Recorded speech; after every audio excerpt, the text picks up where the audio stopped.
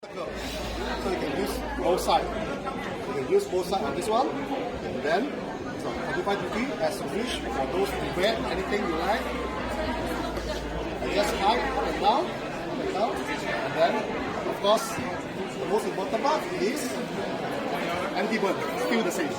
1, 2, 3, 4, 5. Okay. 1, 2, 3, 4, 5. You will detect the current and then adjust the temperature itself. And then if you put very long enough, it